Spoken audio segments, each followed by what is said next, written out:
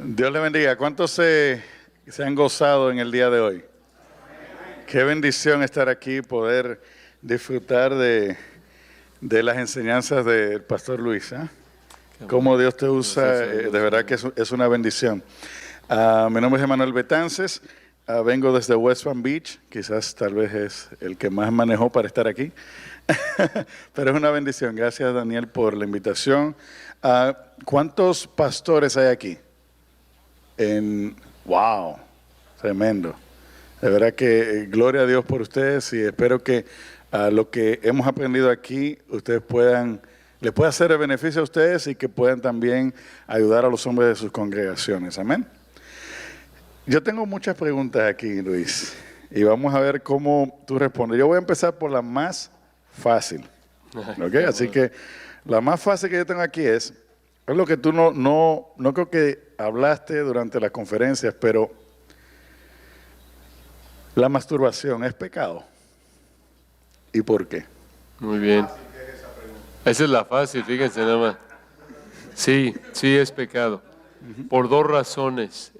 Porque en 1 Corintios 7, 1 al 5, Pablo dice, como lo vemos hoy en Proverbios 5, de manera implícita, que la provisión que Dios ha dado para el ser humano para satisfacer sus deseos sexual es en el matrimonio entre un hombre y una mujer, claro. Entonces, esa es la razón primordial. Y otra que va de la mano es que también Pablo, al decir en 1 Corintios 7, cuando dice ahí en el versículo 2, por causa de las fornicaciones cada uno tenga su propia mujer y cada una tenga su propio marido. Y añade ahí un punto importante en el 1 Corintios 7, versículo 4, la mujer no tiene potestad sobre su propio cuerpo sino el marido, ni tampoco tiene el marido potestad sobre su propio cuerpo sino la mujer. Versículo anterior 3, el marido cumpla con la mujer el deber conyugal y asimismo la mujer con el marido. Parte de la responsabilidad en el matrimonio es servir al cónyuge, ese es el amor, y parte de la expresión de ese amor es en el área de la relación física.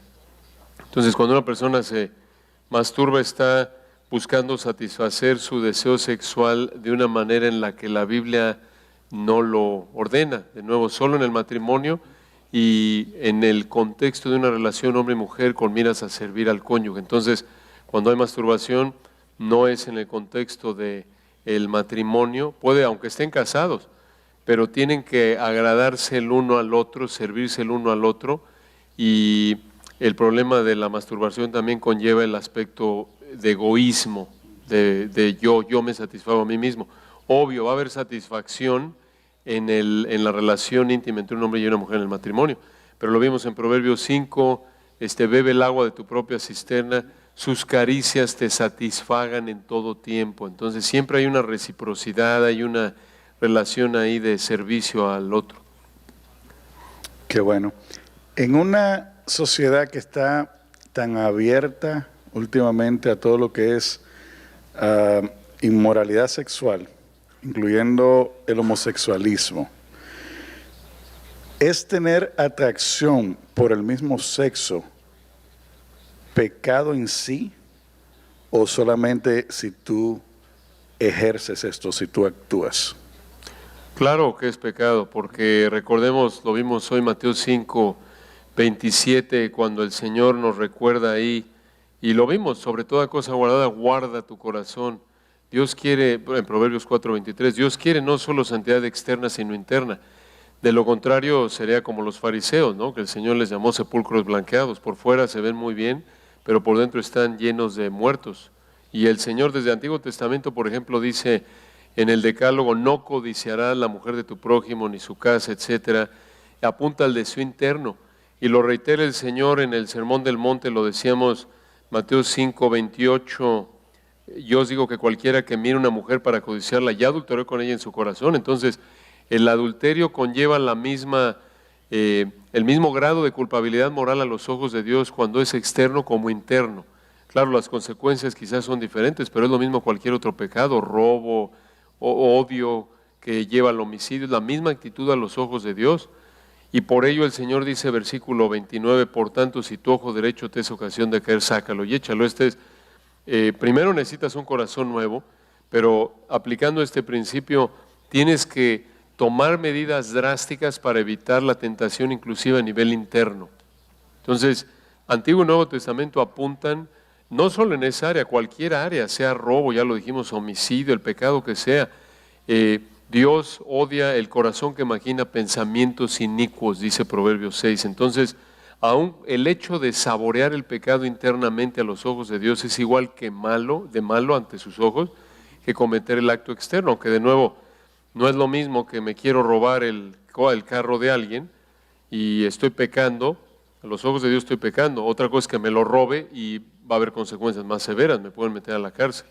Pero a los ojos de Dios el pecado es igual interno que externo, como ya lo dijimos. Si alguien está luchando con la pornografía, ¿qué tú le aconsejarías? ¿Cuáles son los pasos o qué debe hacer para dejar la pornografía? En primer lugar, leer Primera de Juan en una actitud de oración, porque Primera de Juan se escribió para que sepamos si tenemos vida eterna.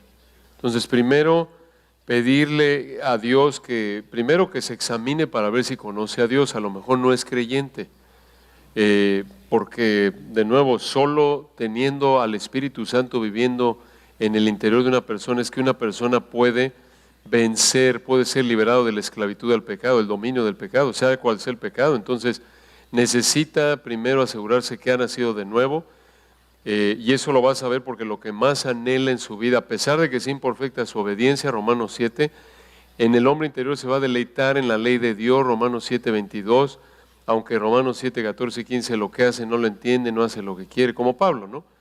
Entonces, un verdadero creyente como patrón de vida anhela obedecer a Dios, se deleita en su palabra, obedece la palabra, aunque otra vez como Pablo, no que lo haya alcanzado ya ni que ya sea perfecto, ¿no? Filipenses 3:12, vive, la dirección de su vida es de obediencia, por imperfecto que sea. Entonces, una vez que esta persona ya está seguro que es salva, Dios ve el fruto del Espíritu en su vida como patrón de vida otra vez, aunque sea imperfecto, entonces ahora dar pasos, como decíamos hoy, en esencia, resumiéndolo, acercarse a Dios y alejarse del pecado. ¿Cómo? Bueno, acercarse a Dios a través de su palabra, que es el medio primordial, andar en el Espíritu, que es someterse a la palabra de Dios, estar inmerso en la palabra de Dios, estudiando, entendiéndola correctamente, meditando en ella, memorizando versículos una vez que los estudió, los entendió, y evitando cualquier cosa que lo lleve a esa tentación. Puede implicar dejar de ver las películas que esté viendo o lo que sea, aun cualquier imagen, lo que sea, evitarlo de tajo.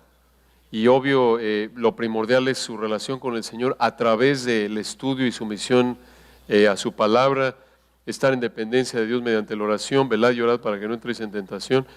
Y obvio, es primordial que esté integrado en una iglesia local, de manera constante, fiel, sirviendo, porque es también un medio que Dios usa, Hebreos 10, para estimularnos al amor y a las buenas obras, ¿no? El apoyo en oración, la rendición de cuentas con otros creyentes. Entonces, esa sería la manera. ¿Y cómo afecta la pornografía al matrimonio? ¿Cómo afecta la pornografía al matrimonio? Pues de manera terrible. Por un lado, desde el punto de vista bíblico, claro, porque hay estudios, como tú sabrás, que se han hecho de cómo afecta, pero hay varias áreas. En primer lugar, estás violando esa lealtad, ese vínculo, esa relación que Dios quiere para el hombre y la mujer, una carne. Dios quiere que el marido solo piense en una mujer, que sea marido de una sola mujer, como los pastores, ¿no? Ese es el ejemplo a seguir. Y al estar involucrado en pornografía está codiciando a otras mujeres. Lo mismo, obvio, si fuera mujer es el caso, ¿no? Además de eso, puede llegar a cultivar, estoy haciendo una observación práctica, digamos, pueden llegar a cultivar, y de hecho se ha documentado, leía un artículo de la BBC de Inglaterra, de cómo inclusive en el mundo reconocían lo dañino que era la pornografía, por ejemplo, para los jóvenes, porque cultiva, y esto pasa aún entre ya gente adulta en matrimonio, el problema de fondo obvio es que fomente el adulterio interno. Eso es lo de fondo, ¿no? Prácticamente también, ¿por qué? Porque el hombre, la mujer está pensando en alguien que no es su cónyuge, y eso es pecado. Solo Dios quiere otra vez que satisfagamos nuestro deseo en el contexto del matrimonio, ¿no? Y otra cosa, refiriéndome a este artículo de nuevo, una de las cosas que fomenta esto es una perspectiva no realista de lo que es la relación sexual. Inclusive el mundo lo reconoce, como cito este artículo, ¿no? Porque la gente olvida, pierde el piso, por así decirlo, en términos de que olvida que cuando ve una película de ese tipo o imágenes de ese tipo, la gente está actuando para vender, no es la realidad. Y la gente, obvio, que se involucra ahí, pues son gente que vive de eso, de esas prácticas pecaminosas, todo eso.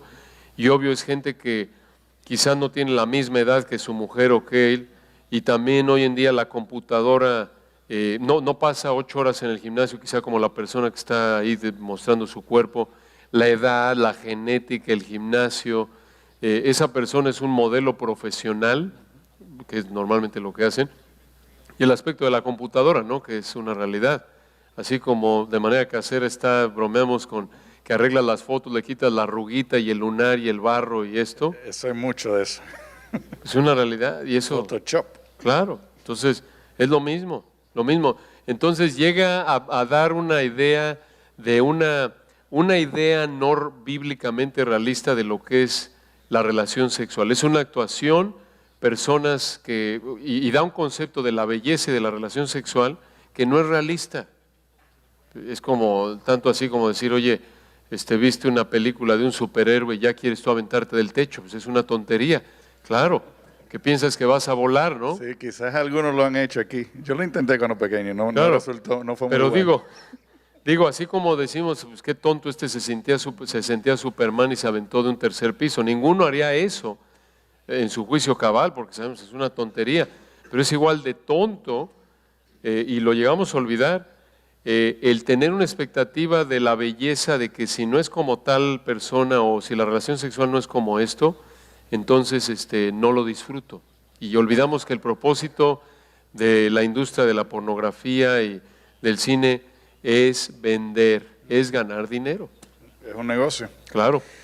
Aquí tengo una pregunta de uno de los asistentes a la conferencia. Está bien interesante. Dice, y esto es de acuerdo al pecado sexual, ¿cómo puedo ayudar a un hermano en Cristo que está pecando sexualmente en secreto y yo soy el único que sabe de ese pecado? Bueno, ahí lo que tiene que hacer, como dice Mateo 18, 15 al 17, Gálatas 6, primero asegurarse que él está caminando en obediencia. Si alguno de vosotros es sorprendido en alguna falta, Gálatas 6, 1, vosotros que sois espirituales, los que están caminando en el Espíritu, los que están siendo obedientes a la palabra, restaurad ese hermano que está pecando con espíritu de mansedumbre, considerándote a ti mismo, no seas que tú también seas tentado, ¿no? Con una actitud dócil, gentil, humilde, reconociendo que tú podrías estar en esa situación y es solo por la gracia de Dios que no estás, y hasta donde puedes ver, estás viviendo en obediencia, acercarte a Él en privado, en amor, y de manera otra vez muy tierna, gentil, con empatía, confrontarlo y decirle, hermano, estás pecando y te quiero ayudar y orar por ti. Obvio, supongo que son del mismo sexo. No recomendaría que si es del sexo opuesto vaya por ahí. Ok, interesante. So, un hombre no debe aconsejar a una mujer ni viceversa. Pues a la luz de Tito 2, que enseña que las mujeres jóvenes sean instruidas por las mujeres ancianas, a la luz de esa verdad, la mujer debe, y lo enseña Pablo ahí, ¿no? La mujer debe aconsejar, enseñar a otra mujer. Ese es el patrón bíblico. Ahora, no estamos diciendo que si una mujer se acerca a un pastor, a un líder espiritual, para que le pida consejo, no estamos diciendo que es pecado, nada más que tiene que ser muy cuidadoso por razones obvias, y siempre pues la recomendación aquí será sugerencia práctica en público, y si es algo privado, por ejemplo, que una mujer tiene alguna situación ahí delicada y necesita hablar con un pastor, la recomendación es que lo haga idealmente con su esposa, esto es el pastor junto con la esposa, y a atender a la mujer, o de alguna manera que sea algo en donde se mantenga el testimonio de ambos intacto, ser muy cuidadoso, ser muy honesto, no exponerse a la tentación.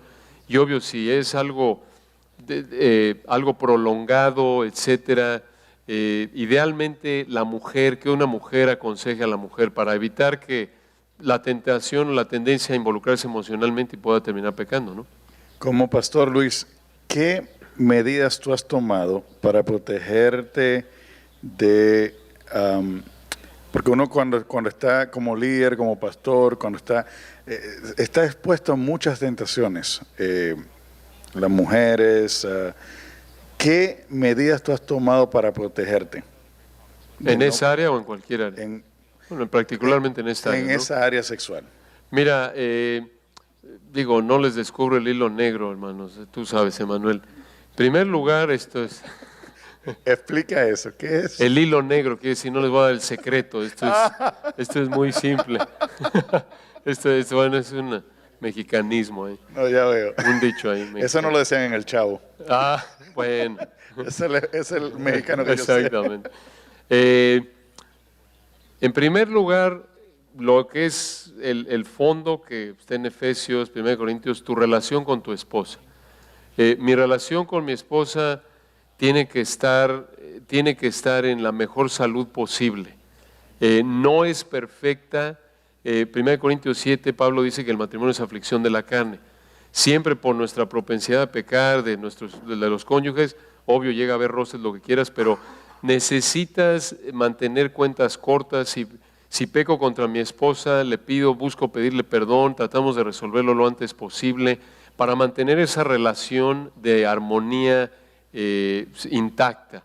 Ella, por ejemplo, tiene acceso desde que nos casamos, por motivos prácticos y bueno, finalmente ayuda. Mi dirección de correo electrónico, ella le llega todo está abierto. No tengo nada que esconder por la gracia de Dios de mi esposa y ese es algo. ¿Y no tienes tu celular bloqueado? No lo tengo bloqueado.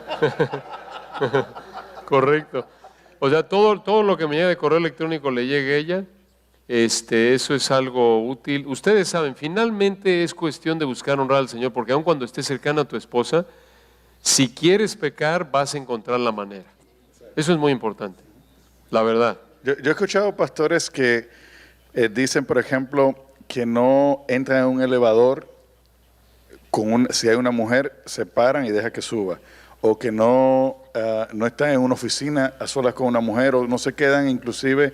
Si hay un grupo en una iglesia, no se quedan que se queden solo con una mujer. ¿Eso es algo que tú practicas a ese nivel? O, por ejemplo, estar en un carro a solas con una mujer. Eso sí, no voy en un carro a solas con una mujer. No, ahí por testimonio, obvio, y por protección también.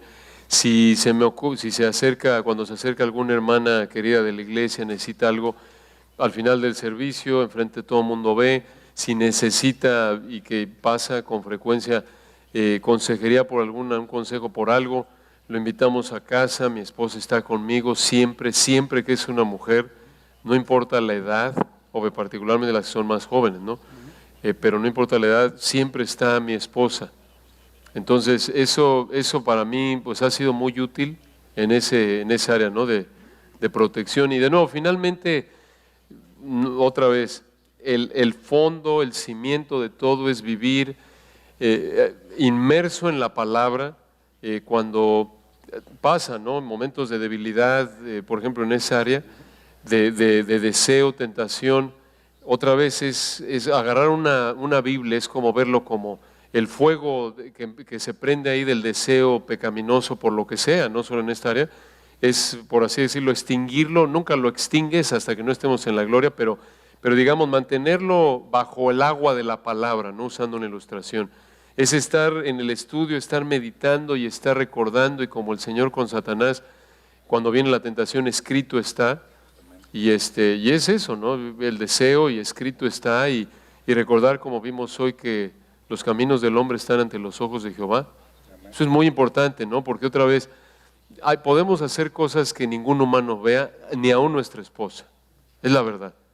Ni aún nuestra esposa. Entonces, ahí es recordar que si vamos a vivir vidas de integridad, tiene que ser, como vimos hoy, sobre toda cosa guarda tu corazón, a nivel de deseos, voluntad, pensamientos, en el único lugar donde solo tú y Dios ven, que es el corazón, la mente, pensamientos, voluntad.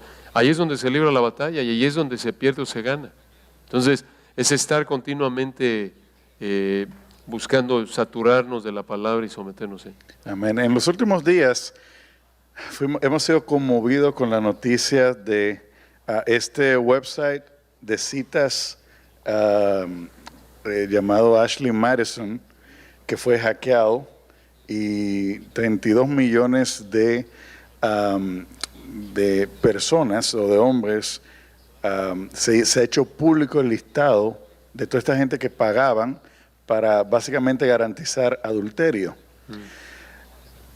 Una noticia que conmovió bastante también esta semana es de que se calcula que unos 400 líderes pastores, entre líderes y pastores, aquí en Estados Unidos, iban a estar renunciando este fin de semana porque fueron encontrados en esa lista. ¿Cómo? Y hay una pregunta relacionada con eso aquí, y es de ¿por qué Dios? Porque estas personas fueron encontradas, quizás tenían tiempo haciéndolo, fueron encontradas por ese hackeo. La pregunta que me dan aquí sobre esto es, ¿por qué Dios no deja de usar y sigue usando poderosamente en algunos casos, cada domingo desde el púlpito, a todos estos pastores, a pesar de su doble moral, vida disoluta, hipocresía y vil encubrimiento? Muy buena pregunta. Aquí hay dos, creo que se puede responder con 2 puntos. El primero, cuando decimos por qué Dios usa, tenemos que definir bíblicamente cómo es que Dios usa. ¿Qué es lo que la Biblia quiere decir cuando dice Dios usa? Y lo ves en 2 Timoteo 2 cuando dice, si alguno se limpia de estas cosas, será instrumento para honra. En el contexto ahí es, Dios usa una vida que predica la verdad y vive en santidad. Ahora, cuando decimos Dios usa, ¿qué quiere decir? Que llenan estadios y porque hay muchos farsantes que ni predican. Predicar es explicar y aplicar el texto. No pararte y ser un orador emocional que da un discurso motivacional salpicado de 2, 3 versículos. Eso no es predicación. Entonces, si la persona quiere decir que Dios lo usa a una persona, porque supuestamente usar quiere decir que llena un lugar, no, eso no es que Dios lo usa, no necesariamente. Muy importante eso. Ahora, suponiendo que estas personas estuvieran predicando la palabra de Dios, este es el segundo punto de la respuesta, eso simplemente nos recuerda a Romanos 1:16, el Evangelio es poder de Dios para salvación. La palabra de Dios es tan poderosa que Dios usa, como lo hizo en el caso de Judas. Judas era un incrédulo, un hipócrita. En Mateo 10 lo vemos que Dios lo manda, el Señor Jesús los manda en una misión, y tenía Judas inclusive la capacidad de hacer sanidades, milagros, lo vemos en Mateo 10, 1-4, pero él nunca fue salvo. Entonces es posible que haya gente que predique la palabra y que esté viviendo una vida de pecado, inclusive que no sea creyente. Pero eso otra vez ilustra el poder de la palabra de Dios que no vuelve a él vacía. Entonces el poder está esto es un recordatorio, como decía Pablo en 1 Corintios 3, ¿qué pues es Pablo y qué es Apolos? Servidores por medio de los cuales habéis creído, y eso es lo que a cada uno concedió el Señor. Dios es el que hace la obra a través de su palabra, sea para salvar, santificar, aun cuando el vaso, aun cuando el instrumento esté sucio. En un mundo donde cualquier muchachito de 8 años sabe más de sexo que tú, donde tus hijos están yendo a la escuela y escuchan muchas cosas y ven muchas cosas. Yo he escuchado testimonios de niños de 12 años que en su escuela está lleno de lesbianas, por ejemplo, o homosexuales. Como hombre, como padre cristiano, ¿cuál es la edad recomendable para comenzar a hablar de sexo? Muy buena pregunta, Manuel, también. Yo creo que ahí, y bueno, obvio hay ustedes, otros padres que tienen más experiencia que yo en esto, pero creo que es un asunto, como muchas áreas de la crianza de hijos, de sentido común. Esto es aplicar la palabra de Dios con sentido común. Y obvio, esta es una mera opinión. Creo que los hijos, creo que los padres deben empezar a hablar de este asunto cuando, obvio, bueno, ahorita voy a algo más, cuando vean que sus hijos ya están haciendo preguntas. Esto implica, y aquí era lo que iba a decir, esto implica que están empapados de lo que pasa en la vida de los hijos, están involucrados, están al tanto de con quién están, qué están viendo, qué no están haciendo, de qué están hablando, y los papás tienen que mantener los oídos abiertos, estar alerta para que en cuanto vean que el hijo empieza a tener comentarios, preguntas, porque como un pastor en México me comentaba de su hija, no me acuerdo cuántos años tenía, chiquita, y llegó y le preguntó a los papás, papá, ¿qué es sexo? Y casi se desmayan los papás, porque creo que la niña tenía 6 años o 7, no sé. Y muy sabios los papás, él de nuevo uno de los pastores de la iglesia, allí en México, le preguntaron, ¿dónde viste eso, hija? Y le preguntó, lo vi en una solicitud que decía sexo masculino o femenino. Entonces, bueno, dijeron, ahí no vamos a entrar todavía. Pero, ¿me entiendes? Entonces, ser prudentes, pero, y creo que otra vez hacerlo, como lo vimos en Proverbios 5, de una manera conforme a su nivel de entendimiento, ir a la profundidad que lo necesiten, pero siempre en un marco bíblico, buscando enseñar cómo Dios es el que inventó el sexo, el que lo diseñó, y lo diseñó para un hombre y una mujer en el matrimonio, que es algo honorable, digno y bendecido, bendito en el matrimonio, ¿no? Nunca que dicen la palabra sexo y se desmayan los papás, ¿no? Como si fuera tabú, sino gracias a Dios, como lo vimos hoy con Proverbios, ¿no? Con Salomón. ¿Qué es el machismo? ¿Qué es el machismo? Bueno, probablemente hay definiciones más precisas, ¿no? Pero en esencia podríamos decir que el machismo es, no va a ser de diccionario la definición, digo, pensando en voz alta, es la tendencia a que el hombre sea autoritario, egoísta, a que haga las cosas como él quiere sin considerar a la esposa. Quizás en una definición. Ayudar en la casa a tu esposa, planchar, lavar los platos, ¿te hace menos hombre? Por supuesto que no, claro que no. De hecho, ¿Tú ayudas en tu casa? sí, claro. ¿Cocinas? ¿Qué tú cocinas? Cocino poquito, pero cocino. Cocino Bueno, huevos. Tú ayudas en la comedera, ¿verdad? Trato, sí, no. Le ayudo a mi esposa con frecuencia, hago el desayuno de los niños para ayudarle.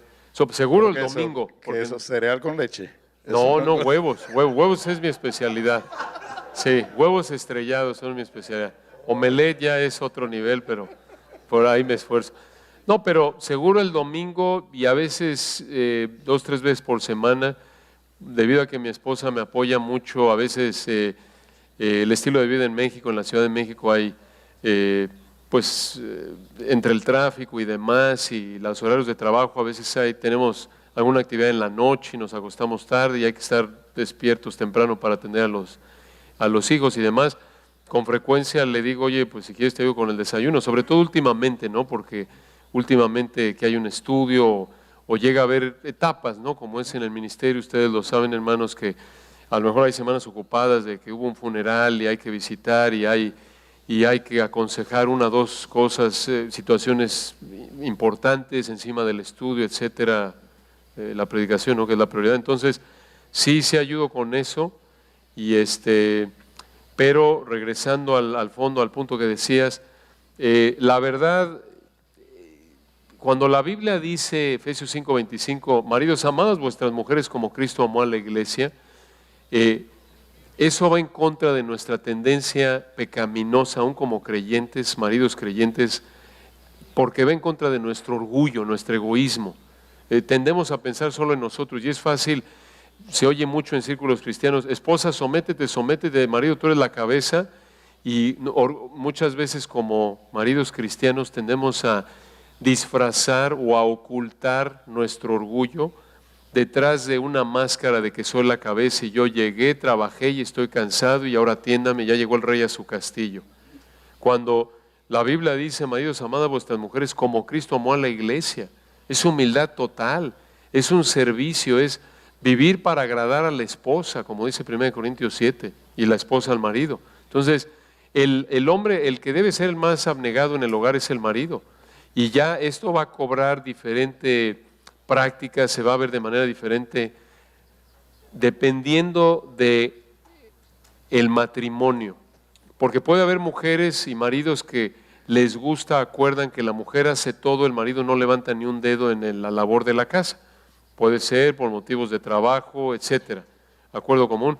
Pero el marido siempre tiene que estar dispuesto a servir. No termina, su trabajo no es nada más ser proveedor de la casa, eso es parte de la manera en la que expresa su amor a su mujer como Cristo amó a la iglesia, sino que vive para agradarla, servirla y tiene que tener la mentalidad de que llega a la casa y voy a servir a mi esposa en lo que pueda, como necesito. Otra vez, va en contra de la verdad de nuestra tendencia, porque tendemos a ser flojos y queremos ajustarnos, ver la tele ahí muchos de nosotros no, pero no, siempre la disposición no es, siempre la mentalidad es, no, ya llegué, ahora cómo me va a atender mi esposa, que es nuestra tendencia, ¿no? Sino, ¿cómo puedo atender a mi esposa? Veo algo que falta, que no ha hecho mi esposa, ¿cómo puedo hacerlo? Insisto, no es fácil. Así como es tan difícil, así como lucha una mujer cristiana con someterse al marido por su tendencia a hacer lo que ella quiere por su orgullo, así también el marido cristiano va a luchar con colocar primero los intereses de su esposa por su tendencia, nuestra tendencia a ser orgullosos, ¿no?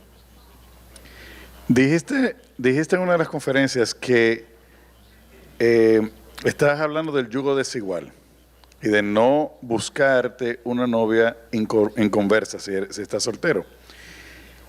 Si ya tienes una novia y es inconversa, ¿qué hacer? Hablar con ella, pedirle perdón a Dios porque te estás exponiendo al pecado y hablar con ella y decirle, sabes que no debo estar en esta relación, porque en la Biblia la relación entre un hombre y una mujer no casados siempre es con miras al matrimonio. Entonces, ¿cómo estás saliendo en una relación así cuando estás, dije pedirle perdón a Dios porque estás en pecado en el sentido de que te estás exponiendo a la tentación? Yo creo, y quizás, ahí me estoy excediendo en responder de esa manera, debo corregir. Lo que debes hacer en una situación así es que necesitas terminar con la relación. No está mal evangelizar, necesitamos evangelizar, pero no tienes que estar en una relación cercana, como es, digamos, una relación de noviazgo, para evangelizar a alguien. No. Una cosa es evangelizar, pero otra cosa es que estés saliendo con una muchacha inconversa con miras a convertirla, entre comillas, que se podría convertir, claro, pero el riesgo es enorme para que termine esto en pecado, lo que hablábamos hace un momento.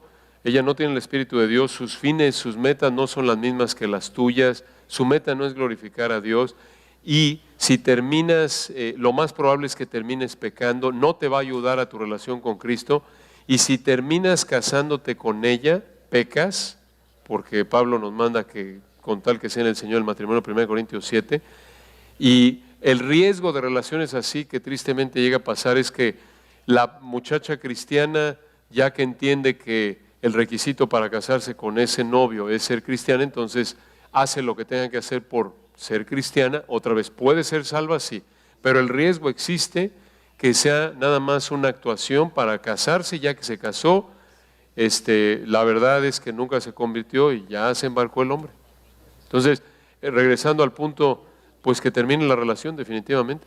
Y si Dios quiere esa muchacha para este hombre, entonces Dios la va a convertir, y sugerencia que espere tiempo para que vea fruto real, independiente de la influencia del novio, y no para que se vea que realmente dónde está el corazón de la muchacha, ¿no? Si es para servir a Cristo con o sin novio, o si es para servir a Cristo, entre comillas, para conseguir novio, ahí está el problema. Te la voy a poner más difícil. No te voy a levantar tu plumita. Así que esta que viene es difícil. Y si es, y si ya están casados y el hombre es cristiano y la mujer no, ¿cómo lidiar en esa relación? Bueno, 1 Corintios 7 dice que el matrimonio es santificado a través de la influencia del creyente. El cónyuge creyente con un cónyuge incrédulo, sea que se casaron en pecado, esto es el cónyuge creyente con un incrédulo, sabiendo que no debía hacerlo, llega a pasar y ya están casados, o llega a pasar que los dos pensaban que eran creyentes, se casaron y con el tiempo pues fue evidente que uno de ellos no lo fue, o quizás eran incrédulos, se casaron incrédulos y Dios salvó uno de ellos y hasta el día de hoy quizás solo uno es creyente. El creyente, allí aplica 1 de Pedro 3, 1 al 7, tiene que, en el caso de la mujer cristiana con marido incrédulo, tiene que respetarlo, amarlo, sin duda ya le habló del evangelio al marido, y tiene que buscar ganarlo por su conducta, su actitud.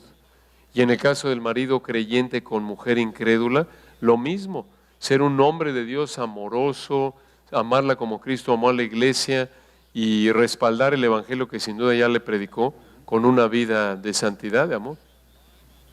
Perfecto. En un mundo donde se ve mucho, ¿una más? Ok. En un mundo donde se ve mucho las mujeres profesionales y que tú puedes estar en una relación donde la esposa gana más dinero que el hombre y como que se cambian los roles. ¿Es eso bíblico? Cambiar los roles no es bíblico, no. Definitivamente no es bíblico el cambiar los roles. Ahora, la Biblia establece, lo vemos en Efesios 5, por ejemplo, sustenta y cuida el marido a la mujer. El marido debe ser el proveedor principal, primordial. Ahora, la prioridad de la mujer, Tito 2, 3 al 5, casada y con hijos, es amar a su marido, sus hijos, cuidar su casa. Si después de eso, en acuerdo con el marido, estamos hablando de un matrimonio cristiano, decide que se va a involucrar en alguna actividad fuera del hogar, no peca siempre y cuando no descuide esas prioridades. Quizá puede ser una actividad de ministerio, puede ser un trabajo, quizá resulta por alguna razón que la mujer gana, supongamos por un momento que atiende su hogar, tiene un trabajo digamos de medio tiempo y por el tipo de trabajo, su preparación, inclusive hasta lo puede hacer en el hogar o poquitas horas al día y pues en la soberanía de Dios tiene muy buena preparación, muy capaz la mujer y con poquitas horas sin distraerse de sus prioridades, resulta que recibe más dinero, percibe un ingreso más elevado que el marido que trabaja 10 horas al día, pero por su nivel de preparación académica, su trabajo, lo que tú quieras, a lo mejor un problema de salud, recibe mucho menos que la mujer. Yo no creo que sea pecado en ese caso, siempre y cuando, otra vez, las funciones sean claras, recordar que finalmente el proveedor primordial es el marido y lo ideal ahí sería que se acostumbraran a vivir del ingreso del marido en caso de que algo le pase a la mujer, pero que quede claro en la mente de los dos que el instrumento primordial de provisión es el marido y número dos, que llega a ser a veces el problema, que la mujer mantenga esa actitud de sumisión, de respeto a su marido. Se necesita una mujer madura, obediente al Señor para que haga eso y que no se crea que ahora ya es la jefa, ¿no? O la que está a cargo. Y el marido tampoco se siente intimidado por eso. Entonces, creo que se puede hacer nada más en apego a la palabra de Dios. Amén. Bueno, llegamos al final entonces. Tengo más preguntas aquí, pero yo creo que si alguien tiene alguna pregunta al final, puede venir directamente con Luis. Muchas gracias. Gracias, Emanuel, a ti, hermano.